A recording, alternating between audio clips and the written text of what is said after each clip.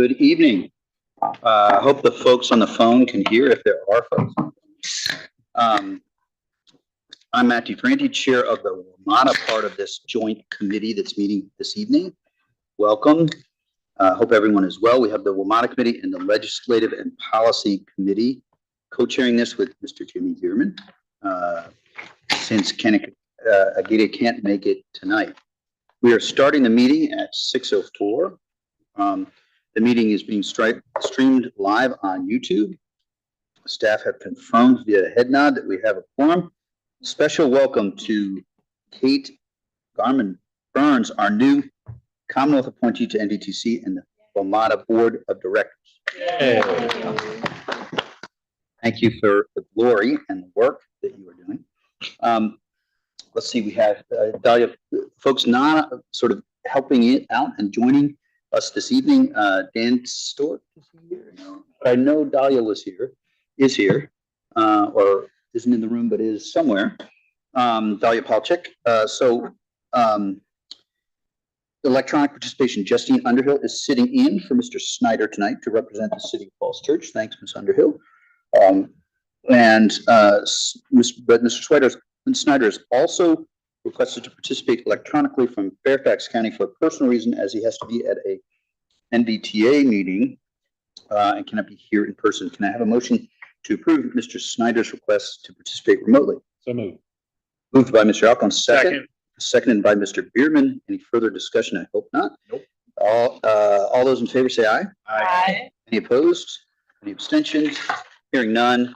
Mr. Snyder, I hope you can hear us. Are you there? He may be still working his way there.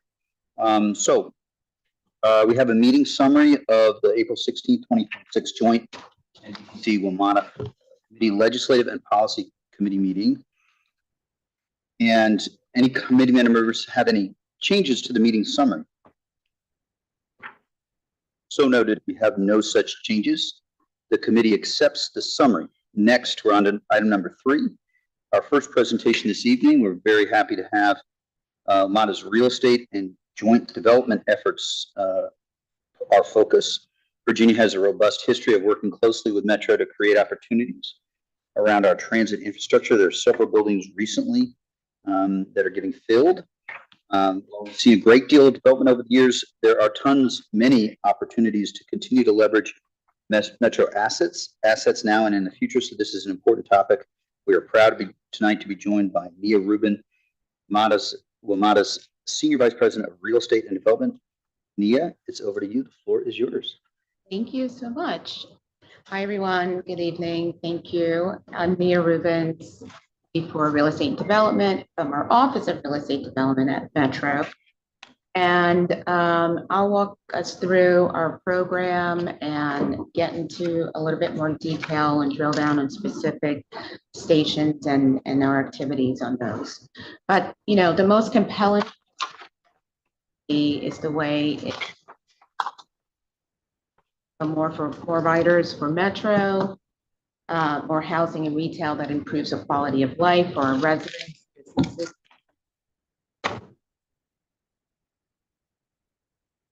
Transit is a great economic generator for the region. Metro station areas of the region's land, but they make up about property value, as well as 30% of annual tax revenue and hosts about 40% of the jobs. So Metro station areas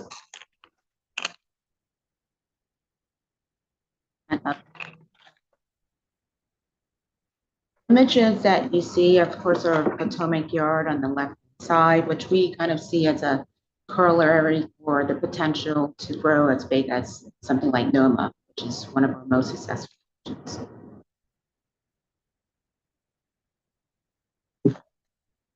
So TOD certainly offers an opportunity to reduce congestion, less vehicles on the street.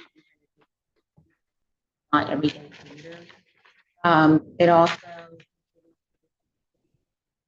cost of living because Metro and riding Metro transportation costs, which is one of the highest costs in the cost.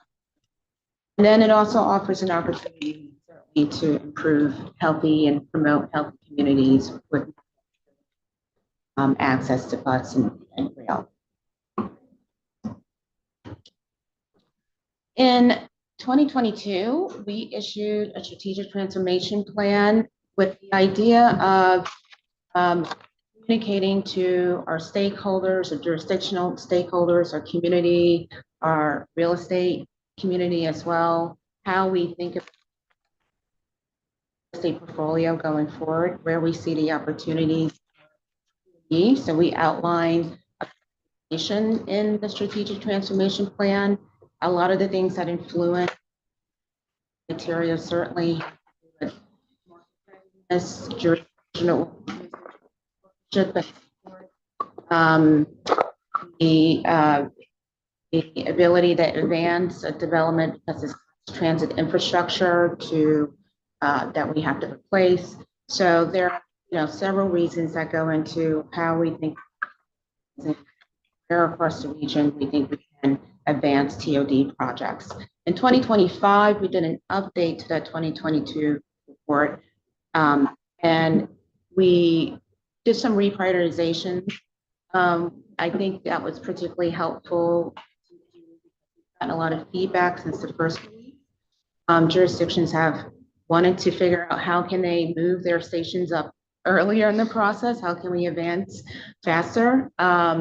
And then in the update, we also identified by groups what we can release for solicitation by this year, in 2 years, and further out. So that it gives sort of a roadmap to on where we think we're going, where we think the market opportunity is, where we think they could play into advancing TOD. So after many decades of economic development in our region, this slide demonstrates the point of how much tax revenue, economic development potential this region has with more TOD growth. People clearly want to live near Metro, and companies want to locate their offices here. So in the DMV, as I noted before, 30% of our surrounding our stations. So despite representing only 3% of the region's land area.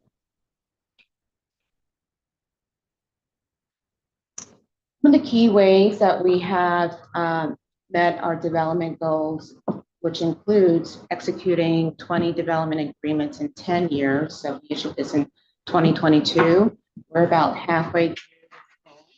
But some of the strategies we've communicated in our strategic plan and in our progress report and through our communications includes right-sizing transit facilities.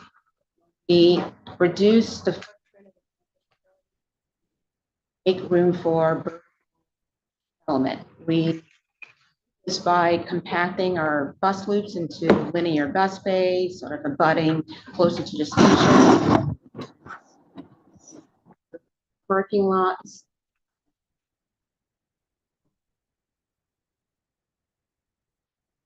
Hence the release of the 2022 plan. And so this helps with also reducing replacement, reducing either the number of bus bays or we're reducing the expansive size.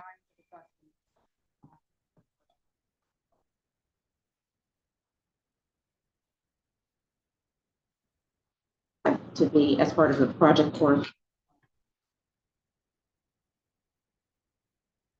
We also proactively partner with local jurisdictions. We have done a lot more on financial feasibility and sort of sit in the role of a developer to go out to the market. We need to know. And this varies across the region. So infrastructure that needs to be replaced. So by proactively doing this, we also identify where there are financial gaps.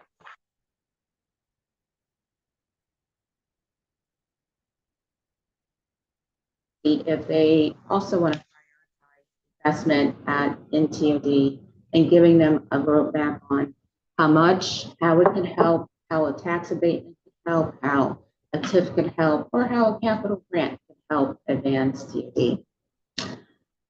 We also have done a lot more homework internally. We used to go out to the market, not identifying what our transit needs are. So we have improved on identifying what those needs site layout and given sort of a test fit program to the market so that they can have more certainty in responding to us and know how we need to work. And we've also updated our solicitation templates and also our other agreements to be more commercially.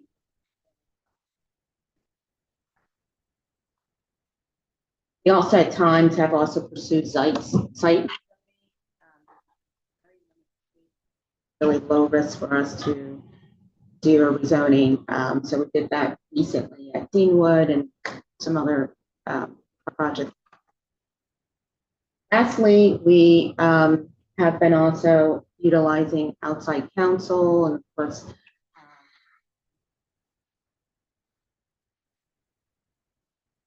so that we can move faster and a little more intelligently through the development life cycle. So speed to market is very important for developers. So we really think help developers to pursue our projects versus other projects in the area. So in Virginia, we have we outlined these categories and we can drill down for each site so we can discuss. So in West Falls Church, of course, we found last fall on 6 years of a collaborative effort with developers, jurisdictions, the community for a mixed use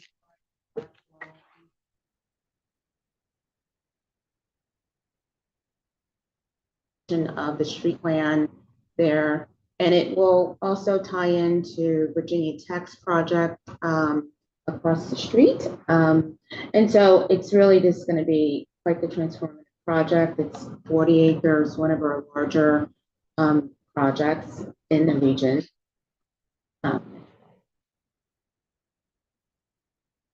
And then the West Falls Church project, we really was able to offset the infrastructure costs, the transit infrastructure costs, by utilizing the land value and deploying it into the project. So this has been a practice that we've had to move towards as capital budget constraints have been more challenged. And of course, interest rates and just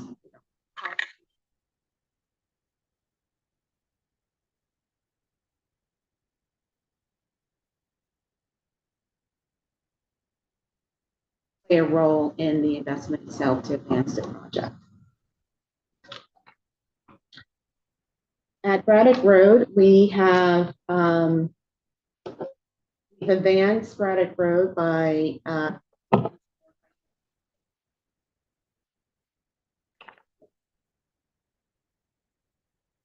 the region actually still getting and this is a rare thing to have a project in the city of Alexandria. So we have been working with the city of Alexandria, who is at this location. We did have a compact public hearing in the spring. We communicated what we were reconfiguring at this location. I think it was pretty well received, and it was a very robust discussion with the community. So we are compiling the comments, responses to those comments, and then we go back to our board of directors and we present a report on how we're addressing the comments for adoption by the board. So I expect to go out with a solicitation this fall after we receive board approval on the CP. Huntington is It's one of our key projects. We've been working with Fairfax County on their BRT terminal project, and through the evolution of how it would shape up there, whether it's going to be surface or below grade. But we have been negotiating a design support agreement and the site plan that could accommodate a surface here, but also for development adjacent to. So we have successfully arrived at a site plan that we think marry both. And going forward, I think there will be certainly more attention on some placemaking, and also clearly the demolition of the garage is key to advancing joint development here. And I think there is a path forward, certainly if we get the support at the House, and also the tax abatement that recently passed, coupled with our ability to demo the garage. At East Falls Church, we are in an analysis on development potential, not including the new bus loop. At one point, there was very ambitious plans to develop the bus loop. So I pulled back from that idea, and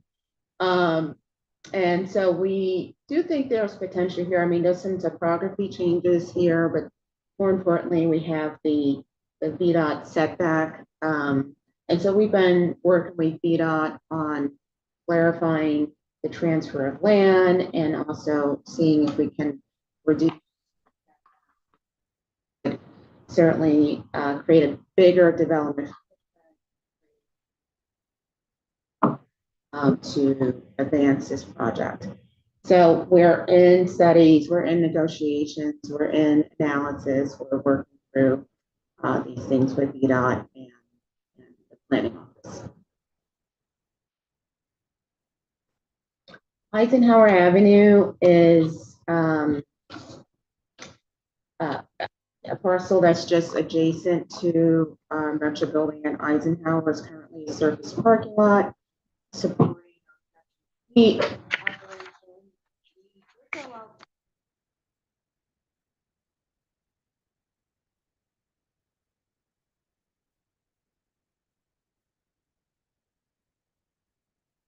challenging parcel. High rise, it would need a high rise to make, and financeable. So we have some ideas that we need to work through with the city. Maybe we can devise something creative. More on that later in the future. Van Dorn is not really doing much on Van Dorn at the moment. The parking lot is highly utilized. There are some, I recall some great challenges kind of on the back burner. Further out, probably not going.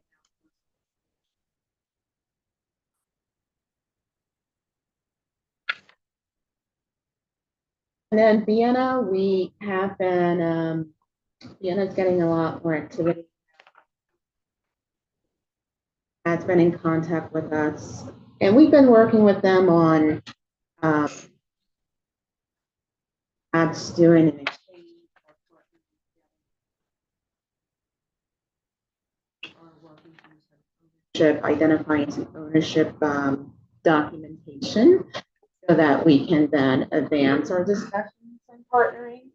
And we stand ready to work with the city on advancing the TOD opportunity.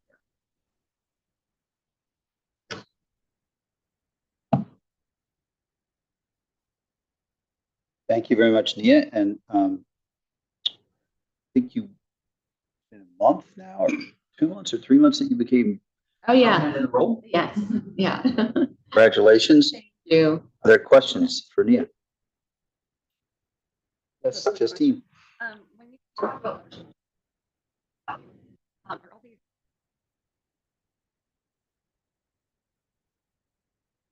We generally ground lease our land, but we do have some for sale.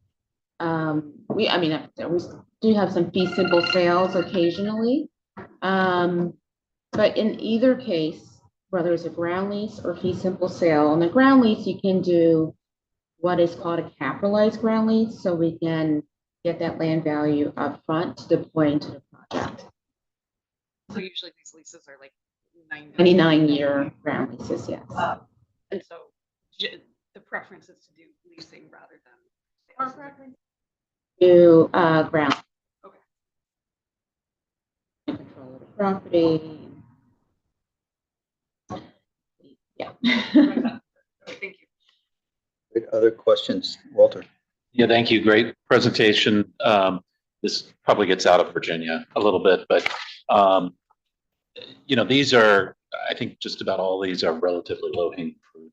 I mean, this is metro property that was designed primarily for automobiles, typically surface lots, but also sometimes garages. What's the thinking about maybe other types of metro properties for possible housing use? Have you seen much interest from developers in terms of maybe some of the closer in stations, or even some of the downtown stations, of using some underutilized land, even sometimes, and this gets beyond housing, but retail space, that kind of thing. What's kind of the thinking about using metro property more generally, particularly in some of those more developed areas? Yeah, we haven't been approached by developers and some of that more creative out of box thinking. I think we would be interested in hearing about these ideas. So I certainly welcome if you have any more information about that, but I think what we want to do is do some more outreach maybe later this year, early next year, to generate some more roundtables, to generate some more ideas, because we are in certainly an environment that is about being, and we will be for the near term. And so this is the time to sort of devise what are some imaginative yet impactful.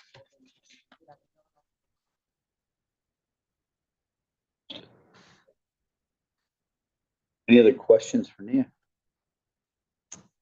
Thank you very much for the presentation. Appreciate it and the work. It is good for people, good for Metro, good for our local jurisdictions. So we very much appreciate it. We'll move on to the report on the condition, performance and condition of Metro, and that update.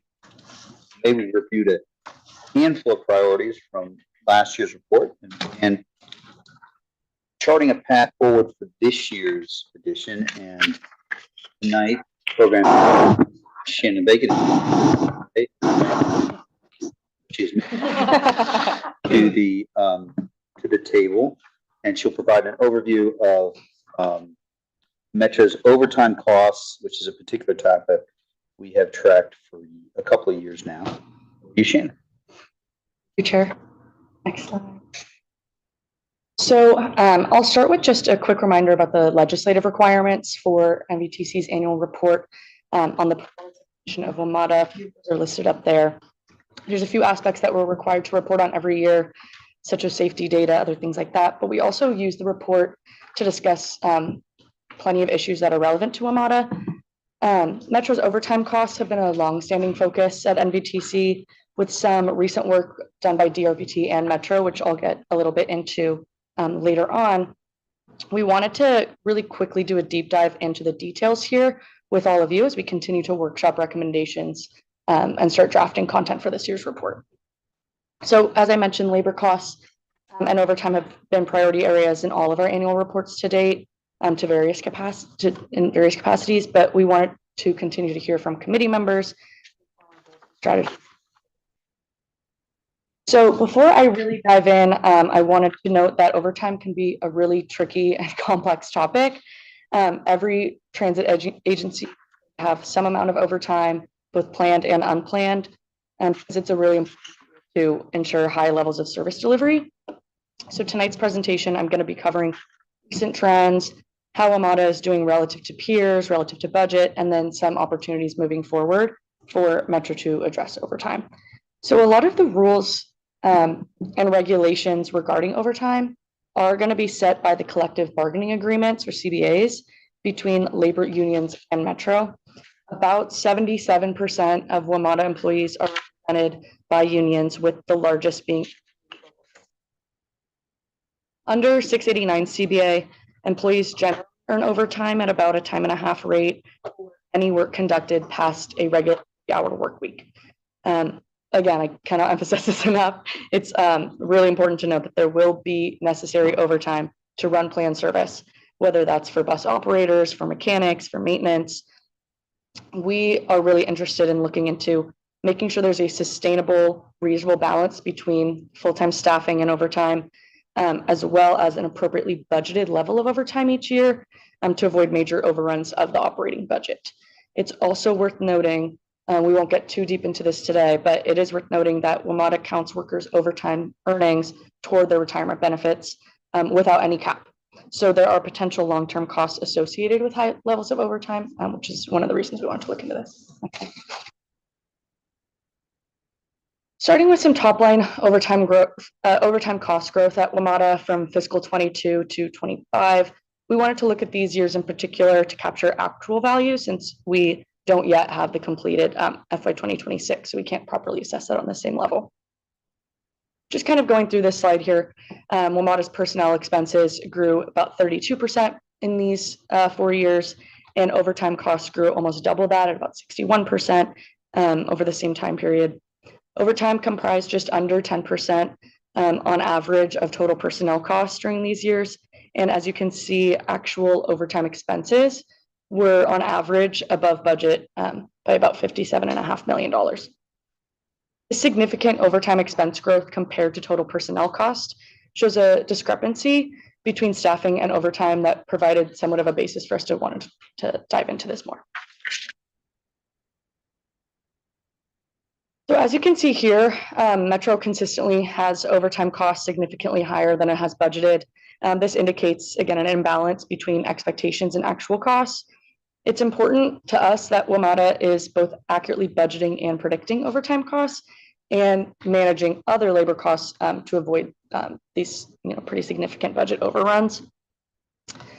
Some context here on this slide as well is that in February of 2024, so mid FY24, Metro implemented a hiring freeze as the region looked to close what was at the time a $750 million operating budget gap. While that hiring freeze, together with no wage increase policy, helped to close that gap, it also meant that Metro had to more so rely on overtime that year to deliver scheduled service. And since then, overtime costs have remained high relative to budget. It's also worth noting that in addition to that hiring freeze, which took WMATA a bit of time to recover from, they have also pointed to challenges in hiring bus operators in particular over the last couple of years, which mean they continue to rely heavily on overtime scheduled Metro bus service. For example, just in May, WMATA highlighted that they have been short about 100 bus operators since FY 2025. In order to try to combat this, they are instituting larger training classes and hiring events. So they do expect to hit staffing levels required for service during FY 2027, but we want to continue to keep an eye on that. Another thing that we are pretty encouraged by here is that WMATA is budgeting about 37% more overtime than FY 26 budget in 27, which shows that they're potentially being pretty responsive to seeing those cost overruns each year. Next slide. Zooming out a little bit here and to provide some national context, this is a bit of data we presented in our 2025 annual report, where we compared how WMATA's overtime variances relative to budget sit far higher than peer agencies. Again, after the pandemic, all agencies were struggling with overtime staffing, but many have improved year over year. BART, for instance, has slowed its overtime growth rate through increased staffing. Similarly, CTA in Chicago has decreased their year-over-year overtime spend and has similarly attributed this to aggressive hiring. Boston's MBTA has a similar size operating budget, but they spend far less of their operating budget on overtime than WMATA. So as I mentioned a few slides ago, on average, over the last few years, Metro has spent about 10% of total personnel costs on overtime. MBTA has had about 6.5%. So it is, again, important to note that there is no one-size-fits-all solution for managing labor and overtime costs. Other agencies have been able to tackle their budget overruns when it comes to overtime, and so there is an opportunity for improvement in how WMATA budgets their overtime to minimize these variances moving forward. Next slide. This is, of course, not the first time labor costs and overtime have been discussed at Metro.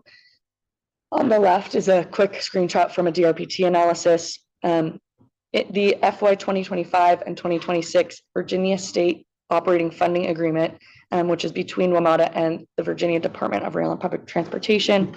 They directed WMATA's Board of Directors to conduct a thorough analysis of the agency's operations and financial status. This analysis was pretty high level and conducted by Guidehouse. It identified numerous avenues for WMATA to achieve cost efficiencies and enhance revenues. And one of those was managing labor costs.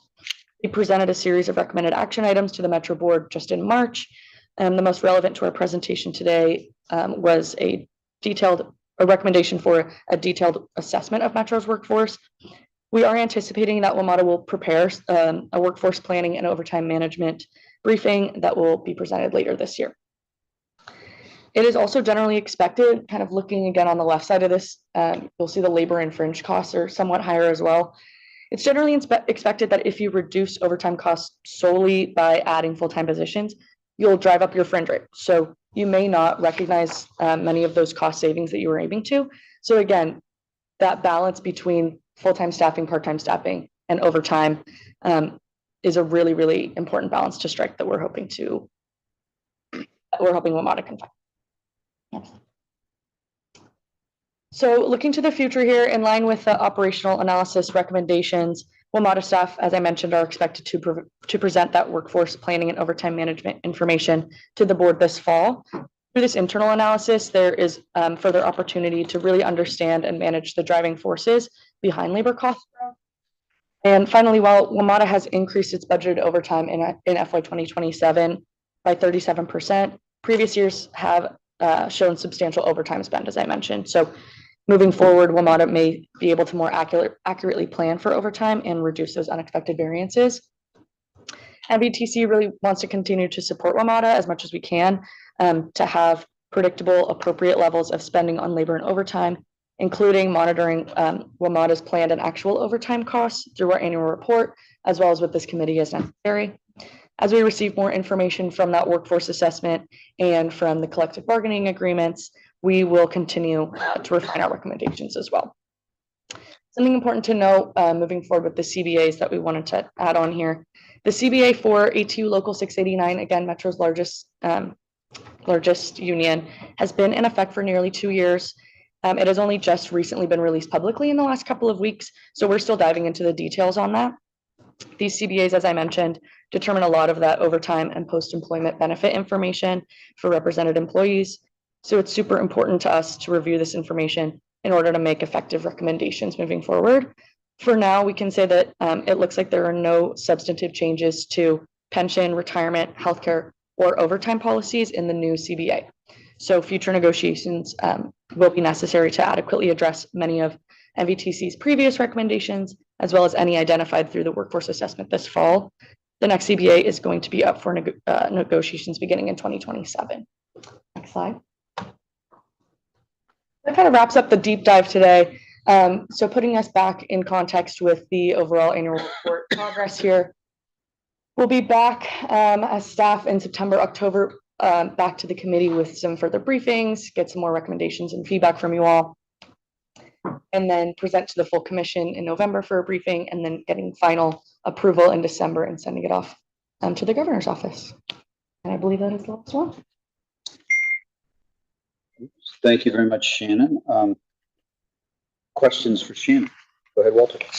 Thank you. No, and thank you for focusing in on the overtime issue. And this was something that was in the Guidehouse report, the Commonwealth Commission, as you mentioned. Also, it's something that the WMATA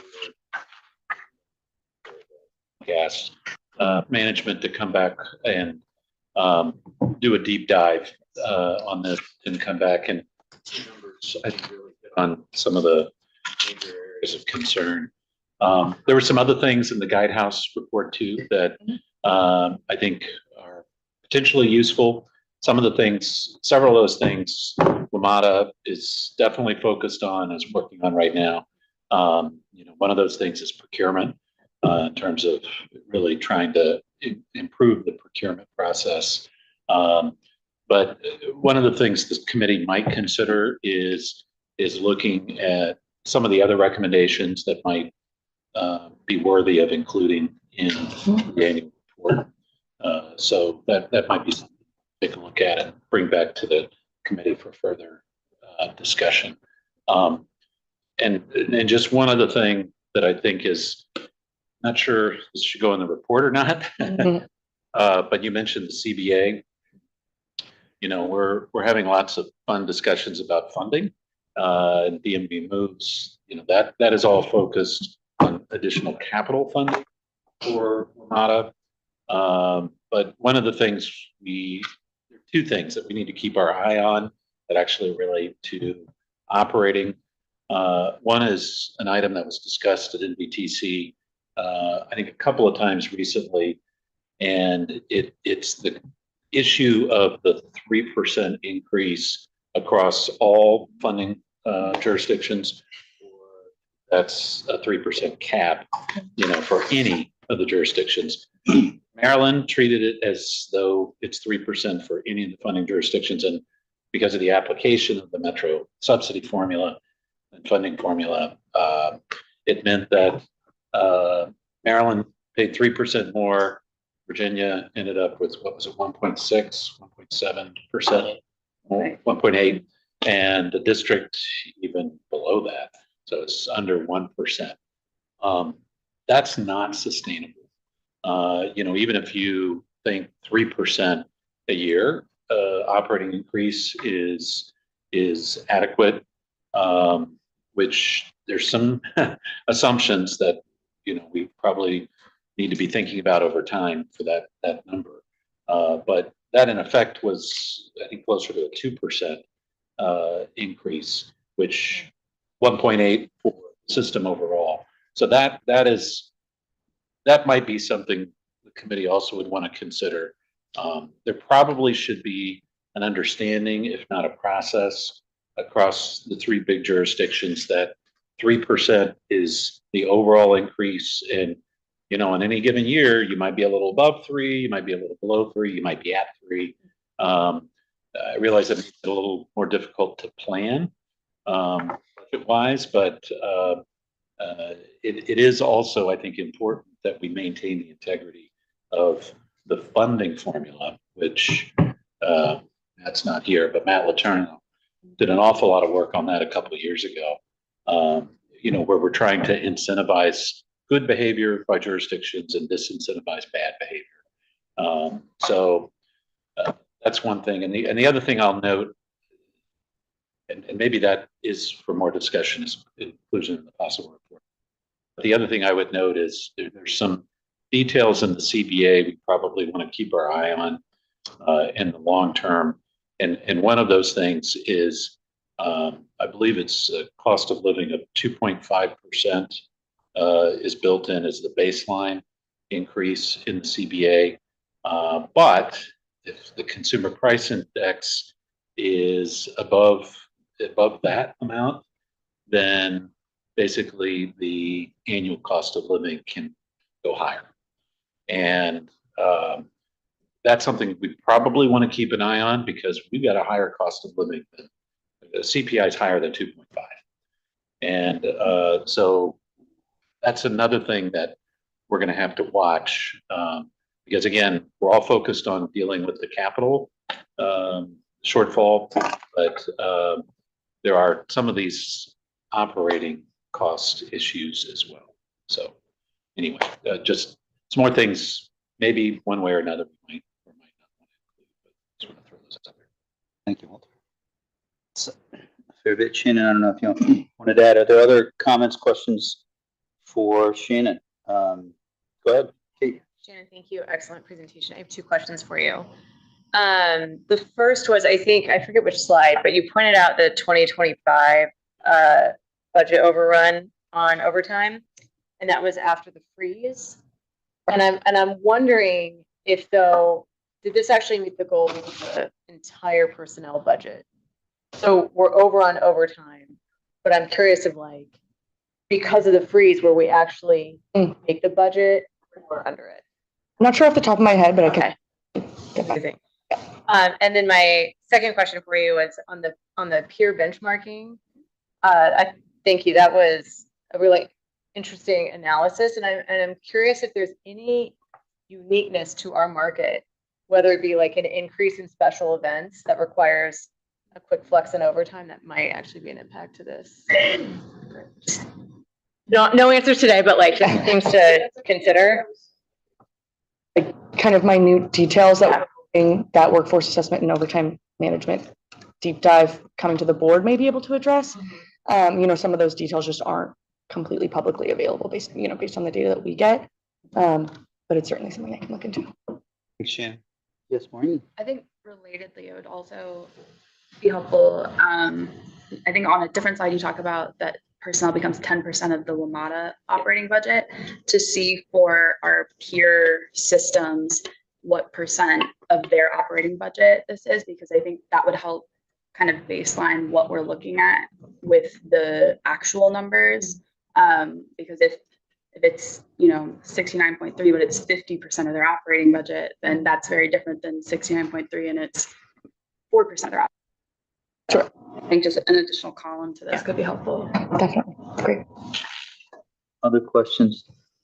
I have one, which is, you mentioned it, and I'm not sure that I don't think it should be counted, but for overtime, all of it is counted towards pension. And I don't know what practice is in general. My impression is, yes, most situations they do, but there's unfunded pensions in many states still. But it might be interesting to find out for those jurisdictions if they all count. Overtime is counted towards full. The last time we looked at this, which was 2022, WMATA was the only large agency that did it. Typically, there's at least kind of, if they do count overtime towards post-employment, there's a cap on that. But yeah, Metro is fairly unique in not having a cap. I felt like you left breadcrumbs for me to ask that question. But the cap seems a particularly interesting concept given the sensitivities around, but for bus operators asking if someone will pay their, saying hello and asking if someone will pay their fare. But you guys will know the tectonics on that, but certainly don't miss the opportunity to push a policy thing that's within reason. Other questions? Yes, Walter. Yeah, so on that issue in particular, since the cap would be a CBA negotiated issue, it might be useful. It might be useful if you guys can look at this and maybe project out, particularly if we continue to overspend on overtime as we have. What kind of a hole might that dig us in, 10 years or 20 years? It's like, I don't know. It doesn't show up immediately, but it is a potential, how it could affect the funding of the pension liability. That's helpful. Thank you again for the presentation, and Thank you. excellent, and all the questions. We always seem to have a new wrinkle on our way beyond what I thought of. So now we'll just take a minute to switch over to legislative matters. But before we do, we want to hear from our Metro board members who are there on a more regular basis, which means at all than I am. So everybody's perfect attendance. So Mr. Alcorn and Ms. Burns, what would you like to highlight? Well, we have we have meetings coming up. We're going to be taking a summer break, but we're really looking forward to the budget and Richmond being finalized. It's a good news, bad news, and this segues into the legislative discussion. Certainly having operating funding in there is a good thing in both the House and the Senate version. So once we get Richmond to act, I believe everybody else has DC finalized their budget. I think they're pretty close. That's next week. Okay. So we might be the last to finalize our part of the budget, but looking forward to that. So I don't know if there's anything you want to highlight. No, I think just last week we passed the metrics, the guidelines for rail and bus, which I think will impact other jurisdictions. So, goals and headways, peak times, things like that. So I think that'll come to others, including conversations around how to. Yeah, thank you for bringing that up, and I that too, because that wonderful big sign, what is bus rapid transit out there.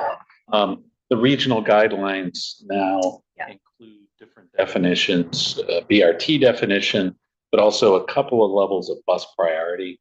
And I think I would encourage everybody staff to think about, look for opportunities to use those definitions when presenting it, because the reality is it's not all or nothing in terms of making bus more efficient and getting more rapid bus service. And I think the way these regional standards are crafted, I think it can be helpful in us all communicating and help us think about it. Thank you both. I'm glad you caught that miss. But it's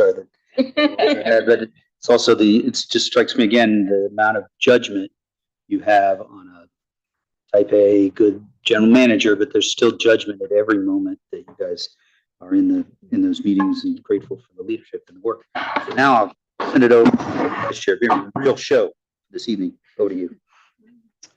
You gonna announce anything, Dick? There is not much of a show tonight because I'm hearing from people that there may be some changes coming to the budget. And I haven't checked Twitter in about 15 minutes, but I hear it could be happening soon.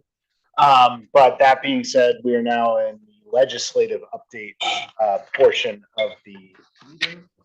As you all know, there has been a House proposal, Senate proposal. We have a chart in front of us that Kate can go over. But very soon, knock on wood, there will be a proposal. And I'm hearing from my sources, it could be even as soon as tomorrow. So, Kate, what would you like to share with us? Senator Salim right there. Discretion, man. Sorry. Discretion. Well, and indeed, so we did Amy too. well, as I say, Amy will definitely tell us, but I'll start with the sort of the facts that we know today. And just because we did want to, you put sort of line by line, and I know this is up, we've already got this with the meeting materials as well. Really the comparison of the House and Senate proposal. And as Mr. Alcorn mentioned, the number one priority that we needed in this cycle was some operating funding that also localities pay. Just point of reference, of course, when we go back to SJ 28, we wanted to see 153 million total each year. Okay. But kind of as things played out, and what we saw in an earlier House budget was 153 million that could be used over 2 years. And we actually see that in both the House and Senate. Just to give a little bit of historical context, the state typically has played, a 50% share to the localities. So again, it's taking what we asked for in full and said, hey, we can give you half. So that 153 million is put in the budget as FY27, but it's really for the next 2 years. Probably the big thing to keep in mind, that is a temporary general fund transfer. That is not the long-term funding solution. So we are going to continue this lovely conversation for a little while longer, but at a future time. On the capital side of things, this is where things look different. So it'll be interesting to see what we see tomorrow. And I'm just talking about WMATA capital, by the way, WMATA operating specifically. The House does have a proposal in there that reflects the recommendations of DMV Moves, which is the Virginia share to support capital investments in WMATA, starting at $136 million, beginning at FY29. Okay, so still a couple years from now. When we did our proposal, that funding was looked to come from revenues that the state would basically say could be authorized in all of our localities. What's in the House proposal is that the localities need to identify how they would pay for that and give authority if a locality wishes to run a referendum for a sales tax increase that could be used for transit and or education. Just the facts. Just sharing it. That's in the House. That is, the Senate does not have any comparable proposal in it. Again, if we see something different tomorrow. So again, there is mention of the DMV Moves, but the funding mechanism would be up to the localities doing a referendum in time to receiving that revenue by 2029. That revenue, and this gets a little bit, kind of bops down a little bit further along, you as a locality, as I mentioned, could be for transit or school construction purposes. That transit doesn't say that it has to be for WMATA transit. So when we talk about other things for transit, your locals, people paying your metro operating, paying VRE, those other things could be imagined by that 1 cent sales tax. I don't want that to be lost, but that authority is for any public transit purpose. Also, the other thing about that establishment of authority to do a 1 cent sales tax or up to 1 cent sales tax is also for Planning District 8, which goes beyond the NVTC district and includes Prince William County, Manassas, and Manassas Park. So they could likewise use that for VRE or OmniRide or school construction purposes. Okay. Again, that's the Senate side. What did I miss? The House. That was the House. That was the House side. See, I keep doing that. So I see my senator and I say House. Right. Thank you. See, I've got this eye thing to the Senate here. So that's, those are really the big, huge differences. There are some nuances that I know that those who follow % cap language, I almost want to defer to others. We have about the 3% cap language is different between the House and Senate proposal. The other thing, as we look beyond perhaps a referendum to increase funding for local transit, the House does not have any funding for any other transit in it. The Senate does actually include $19 million in general fund transfer that can be used for statewide transit capital, not specifically to a locality, but I think going to DRPT. So there's a little bit of statewide transit capital in the Senate proposal, nothing in the House. And I think in the big scheme of things, I think I pretty much have covered most other things. There's obviously a number of reports and things like that with some dates that have changed, but in general, most of those are similar. I think probably really need to be hearing is from Amy, who will tell us this is sort of what we're working with now, but I think she'll be able to tell us what we might be working with tomorrow. Maybe somebody else can. Or maybe. Along with her sources. Go ahead, Amy. Along with my sources. Well, I don't have any specific information about what we will see tomorrow, but I do believe that we will see something tomorrow afternoon. So I think that is a credible piece of information that we will be getting the information tomorrow. So we will be able to see a budget, which would be nice to see it on Friday rather than Saturday. Giving us a little extra time, which would mean that they would both come back in on Monday to vote on the budget and vote on the final conference report. But obviously I think, I do want to say and sort of give also a nod of appreciation to everybody in the room. Cause I think, even just from where we were a week and a half ago, we had just WMATA operating money in the House budget and now it's in both. So that's going to be in the conference report. There's no reason for that to have come out, which is a huge deal. And I think I just want to thank everybody for all the work and all the calls that you made so that the Senate understands how important that was. I just want to say sort of a heartfelt thank you to everybody for continuing to talk about that. I know that we still have the capital piece out there. Obviously, we're extremely prepared to continue to work on that.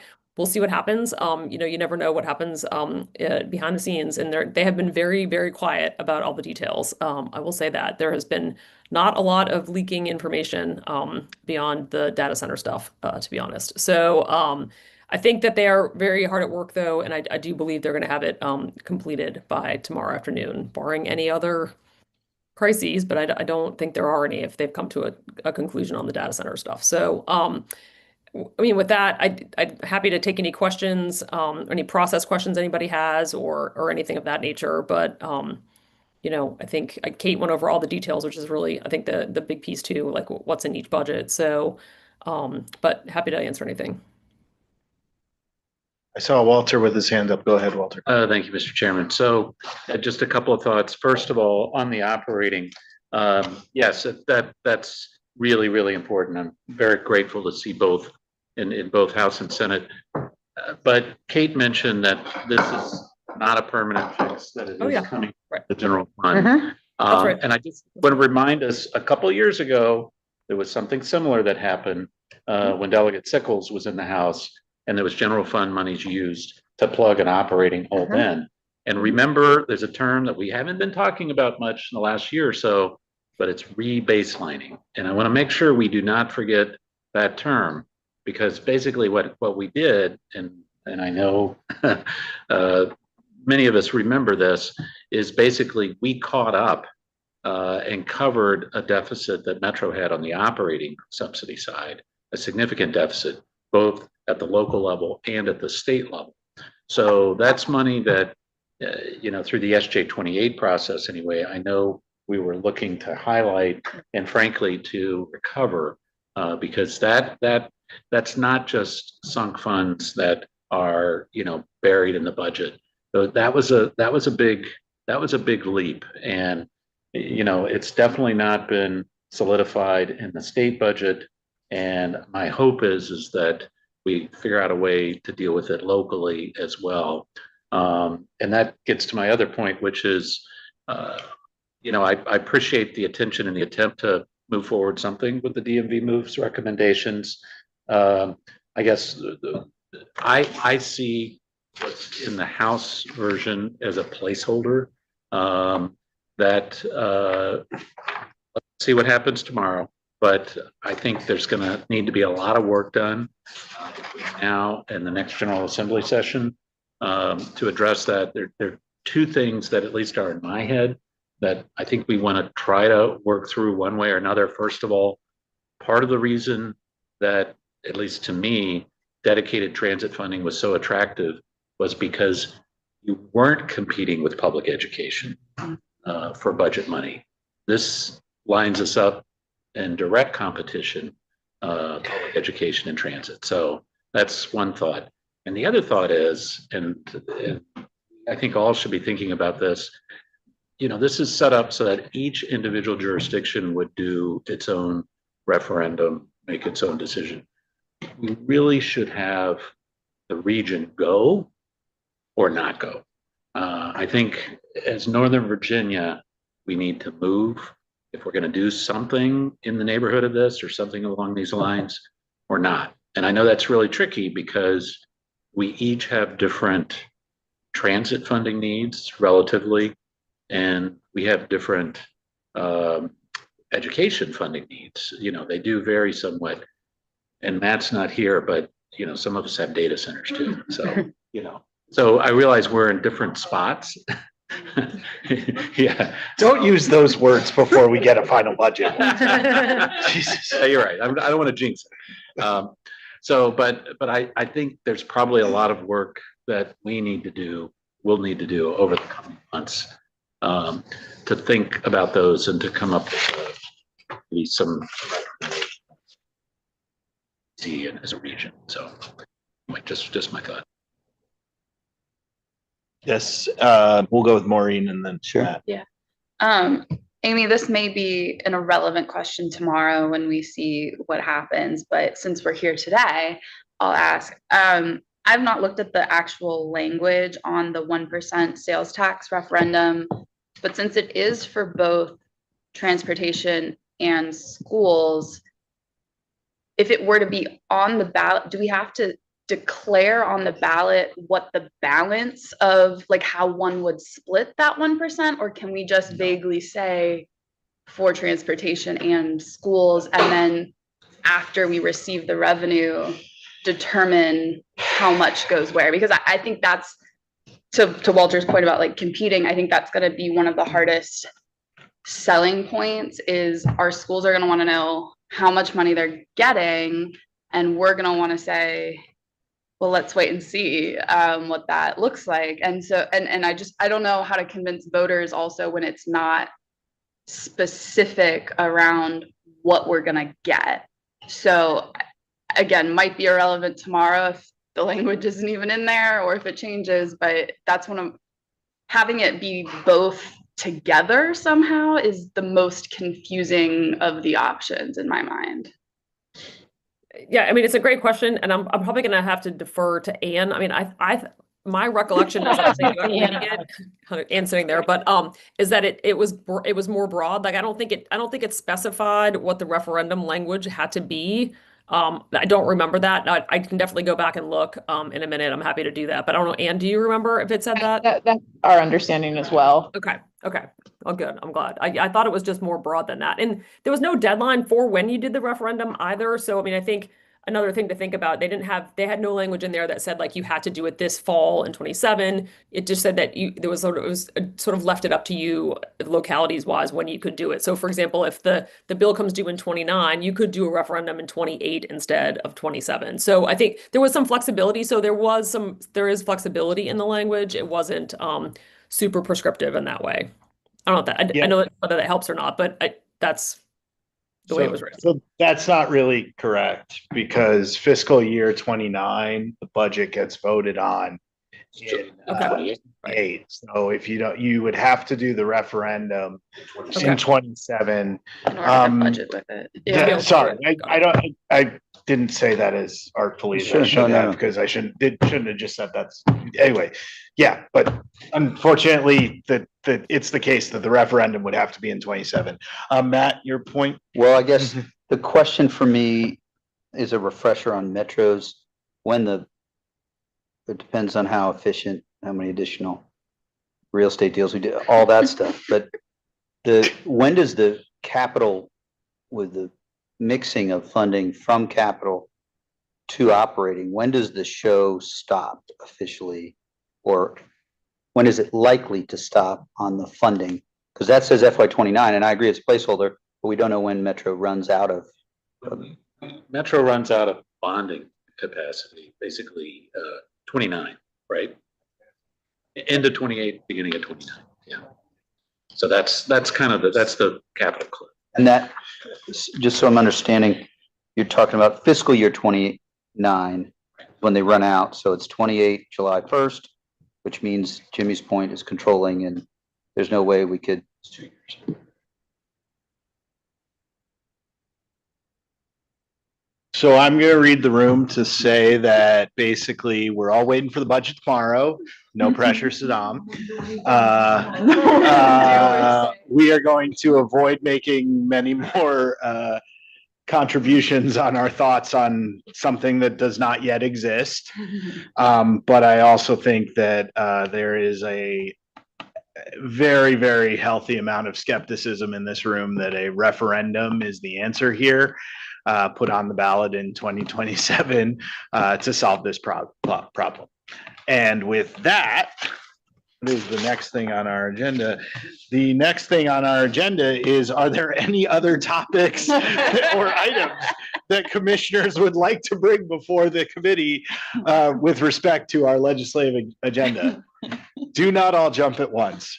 Okay. I'm sorry about that. I knew Matt would jump. No, go ahead. 7:07, sorry. I gotta get home to kids. I just think, we had 2 bills. Yeah. In the last session. Didn't work. 1 bill, and, we need to really plan ahead, it seems to me.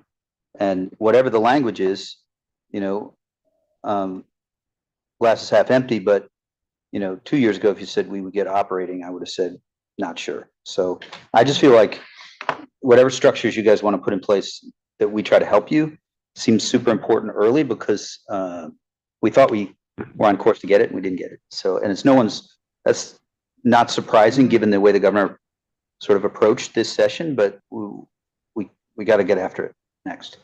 So I feel like those comments dovetail with Walter's charge earlier as well.